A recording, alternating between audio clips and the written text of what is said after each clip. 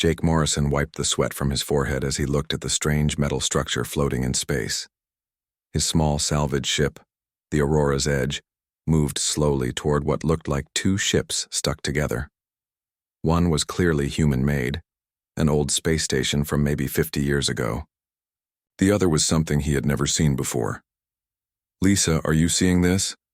Jake spoke into his headset to his partner back on their ship.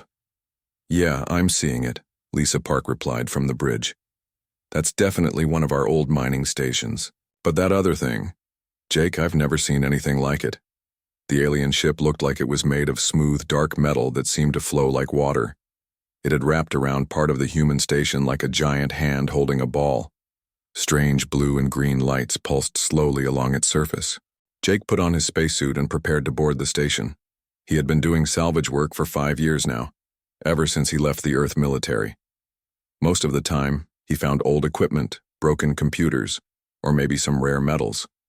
This was different. This was the kind of discovery that could make him rich or get him killed. "Be careful over there," Lisa said. "I'm not reading any life signs, but my scanners can't get a good read on that alien ship." Jake pushed off from his ship and floated toward the docking bay of the old station. The bay doors were still working, which was surprising. Most stations this old had lost power long ago. As the doors closed behind him and air filled the bay, Jake noticed that the gravity was working too. "That's weird," he said to himself. "This station should be dead." He walked through the empty hallways of the station. Everything was covered in dust, but the lights were on and the air was clean. Something was keeping this place running. As he moved deeper into the station, Jake noticed that the walls had strange marks on them. They looked like claw marks, but they were too big to be from any animal he knew. Jake followed the marks down a long hallway that led to the center of the station. The hallway ended at a large door marked Central Chamber. The door was already open, and a soft blue light came from inside. Jake stepped into the chamber and stopped. In the center of the room stood what looked like a suit of armor, but unlike anything he had ever seen. It was tall, maybe 7 feet, and looked like it was made for someone with a very different body shape than a human. The armor was dark blue with silver lines running through it like veins. Crystal panels glowed softly on the chest, arms, and helmet. "Lisa, you need to see this," Jake said, turning on his helmet camera. "What in the world is that?" Lisa's voice came through clearly. Jake walked around the armor slowly. It looked like a work of art, but it also looked deadly. The hands ended in clawed fingers, and he could see weapon systems built into the arms. But something was wrong. The armor was making a very soft humming. Sound and the lights on it were pulsing in a pattern that seemed almost like breathing. "Wait," Jake said, moving closer. "I think someone's inside this thing." He put his ear close to the helmet area and heard something that made his blood run cold.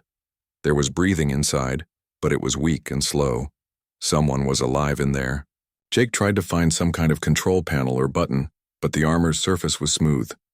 He didn't want to touch it in case it was dangerous, but whoever was inside might be dying. "Hello?" Jake said loudly. "Can you hear me?" For a moment, there was nothing. Then a voice came from inside the armor. It was speaking in a language Jake didn't understand, but his universal translator started working.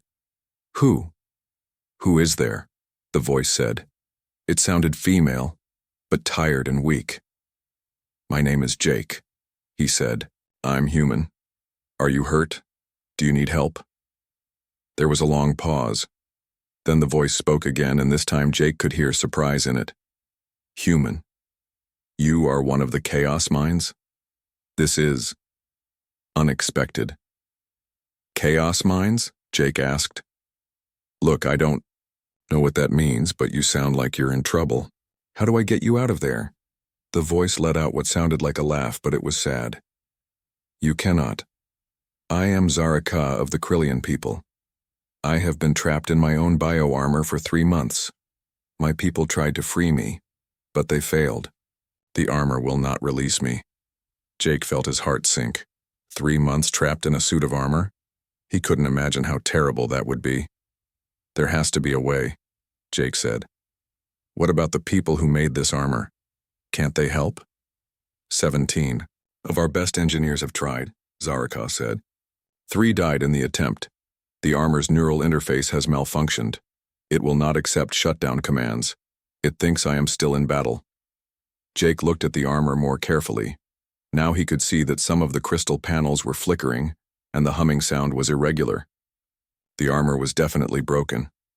"How long can you survive in there?" Jake asked. There was another long pause. "The life support systems are failing. Perhaps 2 days, maybe less."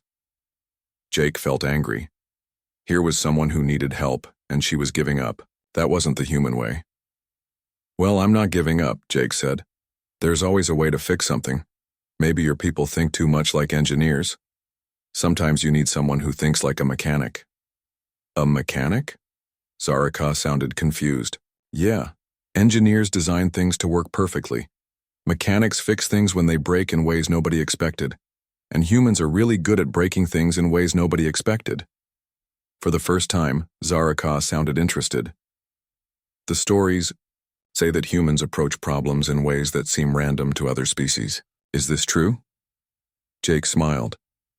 "Lady Random is my middle name. Now, before I start poking around this armor, I need to know something. Are your people going to be angry if I try to help you?" The question seemed to surprise Zaraka. "Angry?" "Jake, Morrison of the humans, my people consider bioarmor to be sacred technology. For an alien to touch it without permission is normally a death sentence." Jake felt his stomach drop. "Oh, well, that's a problem. But," Zaraka continued, "I am the daughter of High Counselor Araka.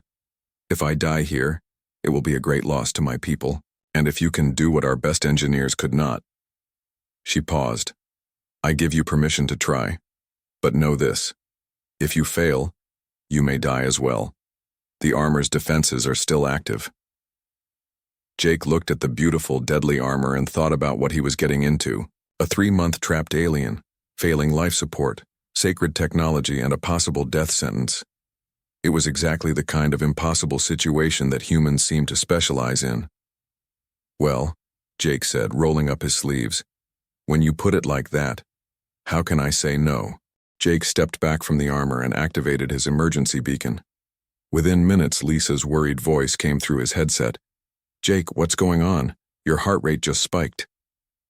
"I've got a situation here," Jake said, never taking his eyes off the armor. "There's someone alive inside this thing, and she's been trapped for 3 months. "She?" Lisa asked. "Her name is Zara Ka. She's from something called the Krillian people. Lisa, I need you to run a scan on this armor and see if you can figure out how it works." Jake heard Lisa typing quickly on her keyboard. "Jake, I'm trying, but our scanners can barely penetrate that material. It's like nothing I've ever seen. The technology is way beyond anything humans have." While Lisa worked, Jake talked more with Zaraka. He learned that she was a warrior, one of the best her people had ever trained.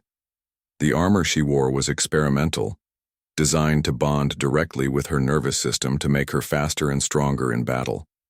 It was meant to be the perfect weapon, Zaraka explained. "The armor reads my thoughts and responds instantly. In battle, we would be like one being, moving and fighting as one." "So what went wrong?" Jake asked. "We were fighting the Hive Mind Collective," Zaraka said.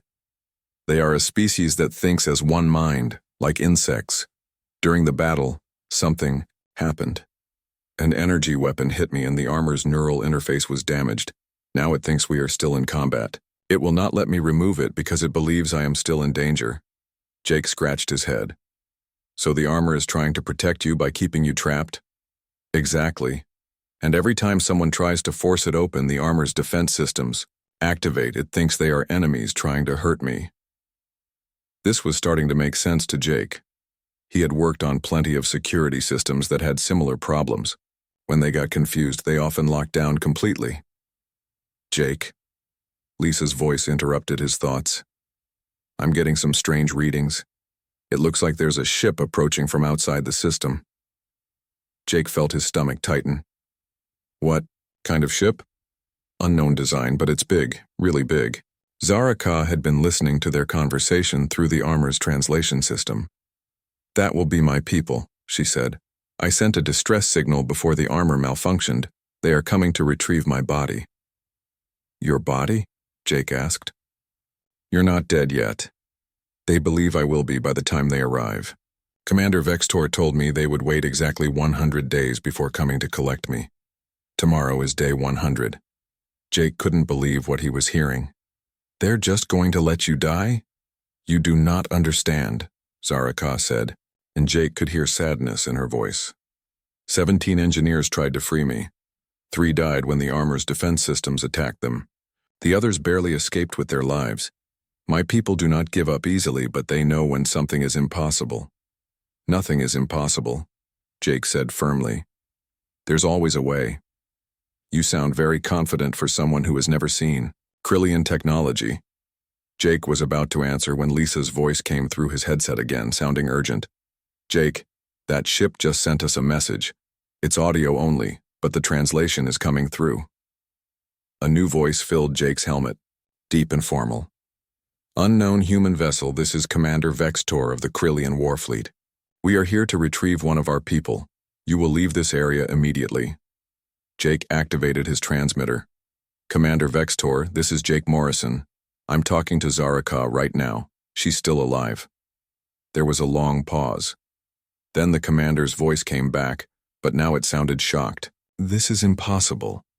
Zaraka has been trapped for 99 days. Her life support should have failed weeks ago. Well, she's still here and still talking, Jake said.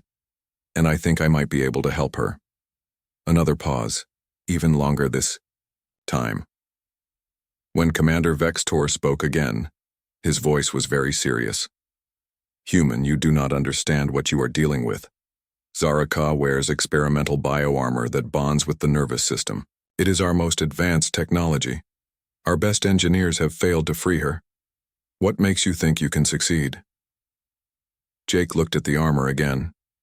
The lights were pulsing more slowly now, and the humming sound was getting weaker.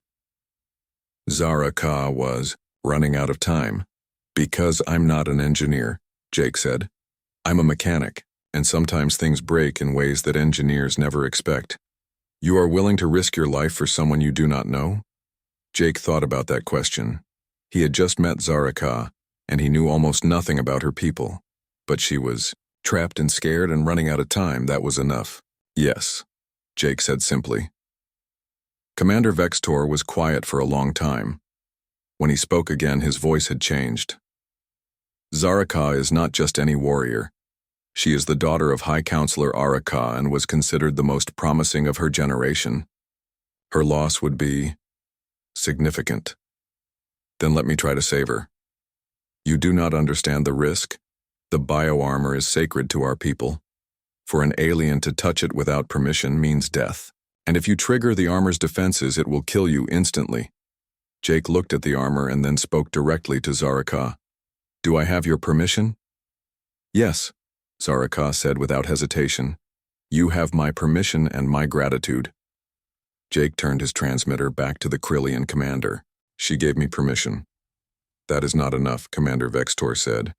Only the High Council can grant such permission to an alien, and they are not here. How long until they could get here? Jake asked. 2 weeks. Jake felt anger rising in his chest. She'll be dead in 2 days. You're going to let her die because of some rule? You do not understand our ways, human. The bioarmor contains technology that could change the balance of power in the galaxy. We cannot risk it falling into the wrong hands. I'm not trying to steal your technology, Jake said. I'm trying to save someone's life. Lisa's voice cut into the conversation. Jake, I'm reading more ships approaching. It looks like a whole fleet.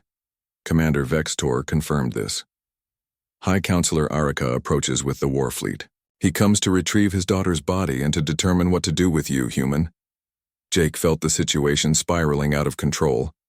Soon this place would be full of alien warships, and he would probably be arrested or killed. But Zaraka was still trapped, and her life support was still failing. How long until the High Counselor arrives? Jake asked. 6 hours.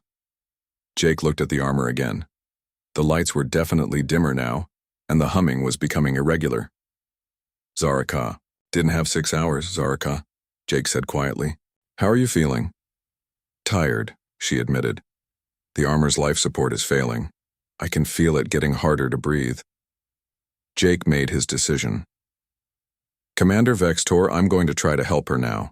If your High Counselor wants to punish me for it, he can do that after I save his daughter. Human, if you touch that armor without proper authorization, I will have no choice but to consider it an act of war. Jake smiled grimly. Then I guess we're about to find out how good human mechanics really are. He walked toward the armor, ignoring the increasingly urgent protests from Commander Vextor. Zaraka's life was more important than politics or rules or sacred technology. That was something any human could understand, even if these aliens couldn't. Jake, Zaraka said softly as he approached. Thank you for trying. Don't thank me yet, Jake said, studying the smooth surface of the armor. I haven't figured out how to get you out of there, but he would. Somehow he would find a way. That's what humans did. Jake circled around the armor slowly, looking for anything that might help him understand how it worked. The surface was smooth like glass, but he could see complex patterns underneath, like circuits made of light. Zaraka, Jake said, tell me about your people. How do Krillians think about problems? We are logical, she replied. We study a problem carefully, make a plan, and follow that plan exactly. We do not act without thinking first. And your engineers who tried to free you, they followed this approach? Of course. Each one spent days studying the armor before attempting anything. They mapped every circuit, every connection. They understood exactly how the armor should work. Jake nodded. And that's probably why they failed. I do not understand. Well, the armor isn't working the way it should, right? So understanding how it should work doesn't help. You need to understand how it's actually working now, when it's broken. While they talked, Jake heard Lisa's voice in his headset. Jake, I've got Tony Rodriguez on the line. I told him about the situation. Tony was the medical officer on their salvage crew. He was smart, and had helped Jake solve problems before. Put him through, Jake said. Jake, this is Tony. Lisa showed me the scans of that armor. I've got some ideas. I'm listening. The readings show that whoever is inside is under extreme stress. Heart rate is elevated, breathing is shallow, and brain activity looks like someone having a panic attack. Jake looked at the armor with new understanding. Zaraka, are you claustrophobic? I do not know this word. Do you feel scared in small, closed spaces? There was a pause. Yes. This has been difficult. Being trapped for so long, unable to move freely. Tony's voice came back. Jake, I think the armor might be responding to her emotional state. If it's designed to read her nervous system, it might be interpreting her fear as confirmation that she's still in danger. This was starting to make sense. Jake had seen similar problems with human technology. Security systems that got confused and locked down. Computers that crashed because they received unexpected input. So the more scared she gets, the tighter the armor holds onto her. That's my theory, Tony said. Jake thought about this. Zaraka, when your engineers tried to free you, were you calm or afraid? I was terrified, she admitted. Each time they tried, I could feel the armor's defenses activating. I knew that if they made a mistake, we would all die. And the armor sensed your fear and held on tighter. It is possible. Jake heard new voices on the radio. Lisa was talking to someone, with a strong, commanding voice. Jake, we've got company, Lisa said. Captain Helena Cross just arrived with 3 human ships. She heard our distress call. Captain Cross's voice came through clearly. Mr. Morrison, this is Captain Cross of the UES Titan. I understand you've made contact with an alien species. Yes. Captain, I'm trying to help one of them who's trapped in some kind of armor. Mr. Morrison, I need you to be very careful. We've been monitoring the alien communications. They seem to be taking this very seriously. Just then, Commander Vextor's voice cut in. Human ships, you are entering a restricted area. The Krillian fleet claims salvage rights to this station. Captain, Cross responded immediately. Commander Vextor, this is human space. We have every right to be here. Jake could sense the tension building. Soon there would be human and alien warships facing each other, and he would be in the middle of it. But Zaraka was still trapped, and time was running out. "Everybody stop," Jake said loudly. "We're all missing the point here. There's someone dying and we're arguing about politics." Captain Cross's voice was gentler when she spoke to Jake. "What do you need from us, Mr. Morrison?" "Time," Jake said. "And maybe some of that human stubbornness that drives other species." "Crazy." Jake heard Zaraka make a sound that might have been laughter. "You humans are very strange. In all our studies of your species, we could never understand how you solve problems. You seem to ignore logic completely." "That's not true," Jake said. "We use logic, but we also use intuition. We try things that might not work just to see what happens. Sometimes the best solutions come from the most unexpected places." "This sounds very dangerous." "It is. But it also means we don't give up when the logical solutions don't work." Captain Cross's voice came back. "Mr. Morrison, I'm sending over Dr. Karen Wells, our xenobiologist. She might be able to help." "And I'm coming over too," Tony said. "If this is a medical problem, I want to be there." Jake felt better knowing he would have help soon, but he also knew that Zaraka was getting weaker. The lights on her armor were dimming and her voice was becoming more faint. "Zaraka, tell me about humans," Jake said. "You mentioned that your people have studied us." "Yes. We find your species fascinating and frightening. You approach problems in ways that seem random, but somehow you succeed where more logical species fail. Can you give me an example?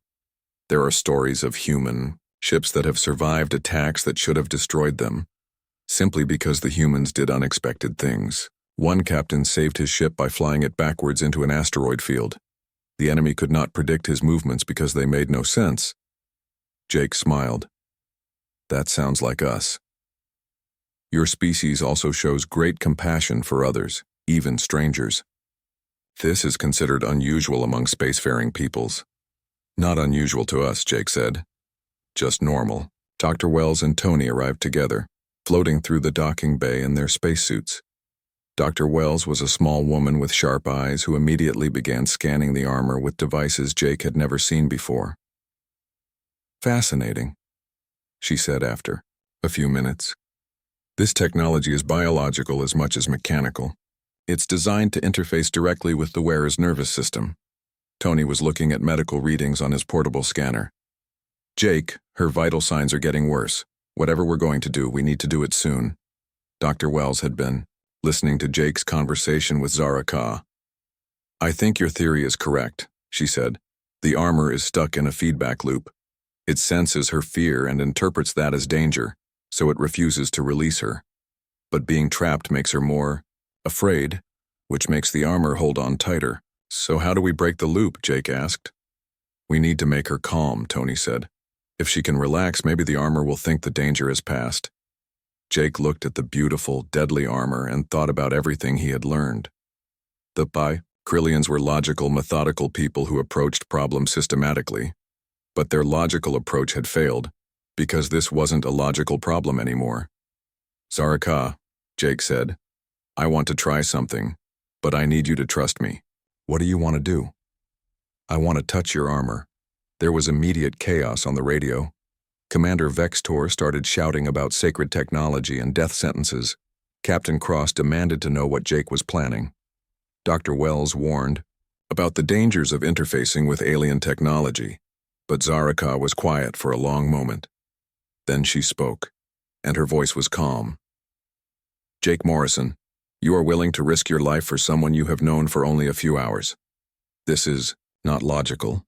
No, it's not. But it is very human." "Yes, it is. Then I trust you. Do what you think is best." Jake took off his work gloves and looked at his bare hands. They were rough from years of mechanical work, scarred from countless small accidents. They didn't look like the hands of someone about to attempt the impossible. "Everybody back up," Jake said to Tony and Dr. Wells. "If this goes wrong, I don't want you getting hurt too." "Jake, wait," Dr. Wells said urgently. "Let me at least run a few more scans first." "There's no time," Jake replied, looking at the armor's fading lights. "Zaraka, how are you feeling?" "Weak," she admitted. "It is getting hard to think clearly." Jake's heart was racing, but he tried to keep his voice calm. Okay, I'm going to try something, but first I need you to help me relax. Help you relax? I do not understand. You mentioned meditation earlier when you were talking about Krillian culture. Can you teach me a simple breathing exercise? Yes, I think so. But why? Because I'm terrified, Jake said honestly. And if I'm going to touch your armor, I need to be calm. If your armor senses fear from me, it might think I'm an enemy. Zaraka began to speak in a soft, steady voice. Breathe in slowly through your nose.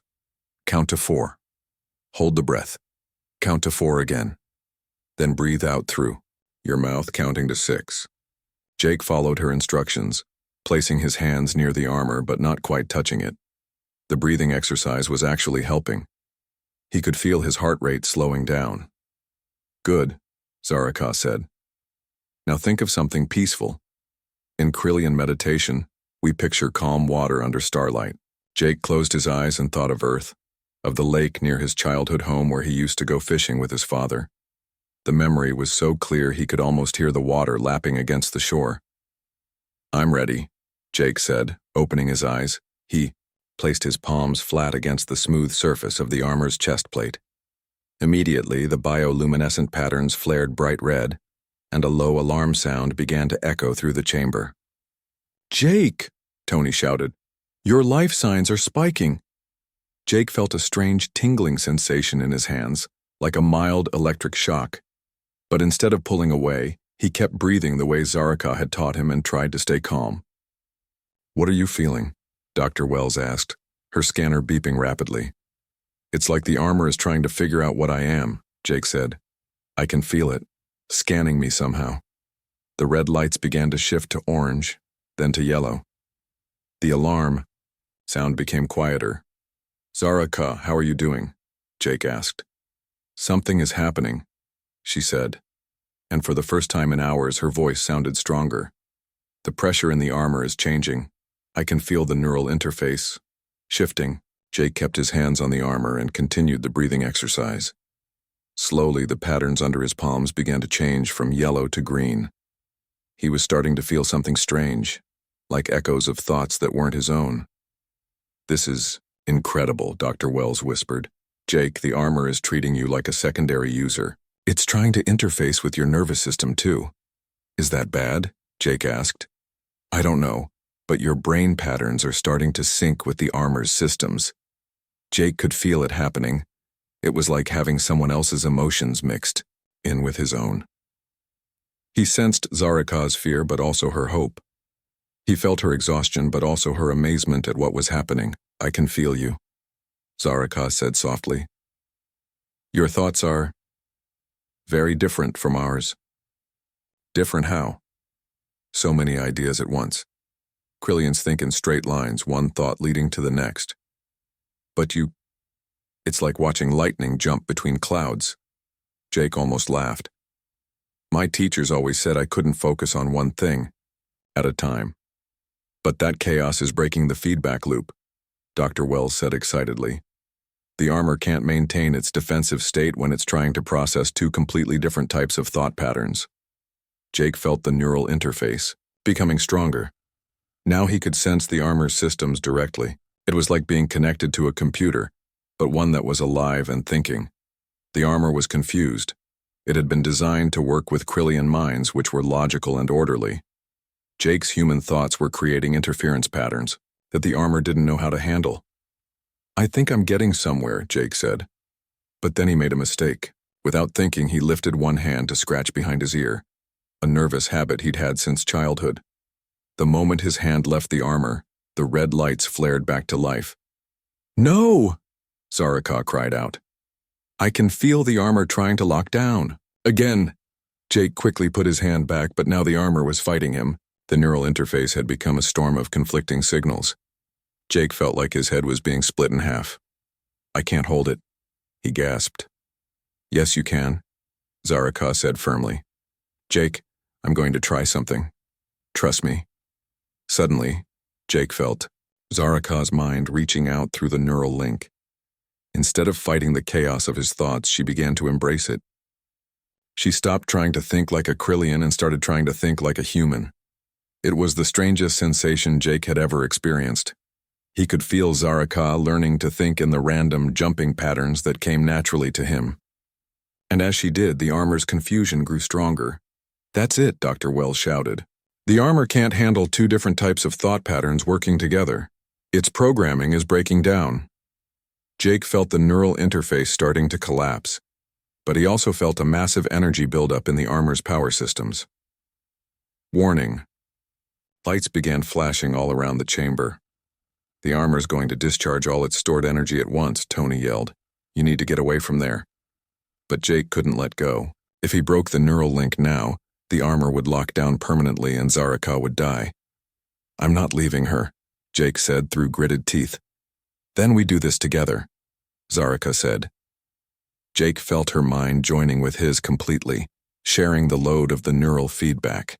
Together they rode out the energy storm as the armor's systems fought against the impossible task of processing human and Krillian thoughts at the same time. The chamber filled with blinding light. Jake felt like he was being torn apart and put back together again. But through it all, he held on to Zaraka's presence in his mind and she held on to his. Then suddenly, everything went quiet. The lights on the armor faded to a soft blue. There was a long hiss of escaping air, and the armor began to open along seams that Jake hadn't even known were there. Jake stumbled backward as Zaraka stepped out of the armor for the first time in 3 months. She was tall and elegant, with silver blue skin and large eyes that reminded Jake of deep ocean water. She looked at Jake for a moment, then collapsed. Jake caught her as she fell, and Tony rushed over with his medical scanner. "She's alive," Tony said, "but barely. 3 months in that armor took everything out of her." Jake looked down at Zaraka's face. Even unconscious, she looked peaceful for the first time since he'd met her. "We did it," he said softly. But as he spoke, Jake felt a strange tingling in his head. The neural link was gone, but something had changed. When he looked at the armor, he could still sense its systems somehow. And when he looked at Zaraka, he could feel an echo of her presence in his mind. "Jake," Dr. Wells said quietly, "I think you need to see this." She showed him the readings on her scanner. His brain patterns had changed. They were still human, but now they had new patterns mixed in, patterns that looked like the ones she had recorded from the armor. "What does that mean?" Jake asked. "I think," Dr. Wells said, "that you and Zaraka are going to be connected for a long time." Jake woke up in the medical bay of Captain Cross's ship with the worst headache of his life. The room was spinning slightly, and there were voices talking nearby that sounded both familiar and strange at the same time. "He's awake," Tony's voice said from somewhere to his left. Jake tried to sit up but immediately felt dizzy. "Whoa, what happened?" "You saved someone's life," Dr. Wells said, appearing beside his bed with a medical scanner. "How do you feel?" "Like I got hit by a freight train," Jake said honestly, "and like there's someone else in my head." Dr. Wells nodded. "That's what we expected. The neural link you shared with Zaraka has left some permanent changes in both of your brain patterns. Is she okay? See for yourself." Dr. Wells stepped aside and Jake saw another medical bed across the room. Zaraka was sitting up, looking much better than when she had collapsed. When their eyes met, Jake felt a strange sense of recognition, like meeting an old friend after a long time apart. "Hello, Jake Morrison," Zaraka said, and Jake could hear her voice both with his ears and somehow inside his mind. "Hello, Zaraka," Jake replied. "How are you feeling?" "Strange," she admitted. "I can sense your thoughts, though not clearly, and I find myself thinking in ways that are not Krillian." Jake knew what she meant. His own thoughts felt different too, more organized in some ways, but also more complex. "Dr. Wells," Jake said, "what exactly happened to us?" "The neural link created by the armor changed both of your brain patterns," she explained. "Jake, you now have some Krillian-style neural pathways. Zaraka, you have some human-style patterns. You're still yourselves, but you're also enhanced. Captain." Cross entered the medical bay, followed by 2 people Jake didn't recognize. One was a tall, serious-looking human man in an admiral's uniform. The other was clearly not human, tall and elegant like Zaraka, but older, with deeper blue skin, and eyes that seemed to hold the weight of command.